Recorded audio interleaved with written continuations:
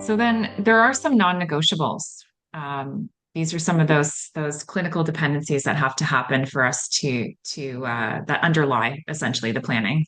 Yes, so I think there's other people who talk more about the details of the history of this, but the modern practice, the contemporary best standard of care for stroke care is to have what's called an integrated stroke unit. So stroke has different levels of care, but in hospital, there's the acute portion. So right after somebody has a stroke, they come to the ED, they're admitted, and they get this short-term acute care, but they also quite often will need inpatient rehabilitation services. So what integrated stroke unit means is you put those two things together. So people get their acute care and the rehabilitation care all in the same spot, and all of those services are co-located. And that involves a bunch of physical resources as well as the beds and the right staffing. So the Ontario Stroke Network said that Muskoka should have 14 beds, but that it was also important to put those in the Muskoka site. And I understand it. Again, this is not my domain, but the Huntsville site was chosen for the integrated stroke unit because of the large gap going north of Muskoka until you get to North Bay for anything else, which is much closer from South Muskoka to get to Aurelia and Barrie and other places that would have stroke care. So Mhm. once you put the stroke unit there, that was really important. And it led also to the idea that that would be and it has rehabilitation care, it would be the ideal place to put the reactivation and complex medical management beds. That's the bottom part of this table.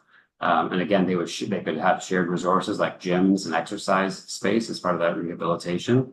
And you'd also have the right staffing and other programming that would go along with that.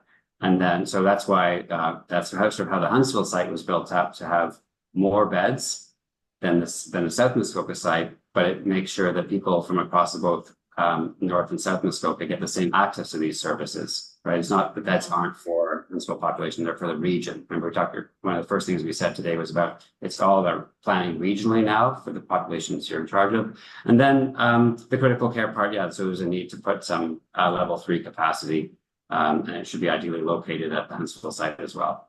And that's really because the reactivation and rehabilitation units that are there support folks who are in that level 3 ICU who are able to then get that activation rehabilitation prior to then being released and going home. So there's a real need for that support.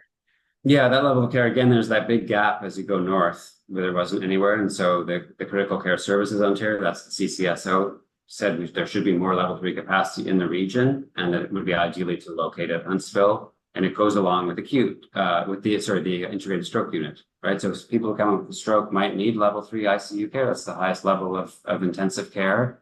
And so they have a sort of acute portion, their intensive care portion, and the rehabilitation all together. And then all those things are synergistic along with the reactivation and complex medical management programs in terms of programming and physical space. That makes a lot of sense. And I'm glad we're speaking about this covering the broader region and because the conversation can sometimes be focused on Huntsville and Bracebridge. But we really do serve a much larger catchment area that goes all the way out to Algonquin, Halliburton Highlands, all West Perry Sound down to Severn Bridge. So taking into consideration that full population is really important as we plan these hospitals.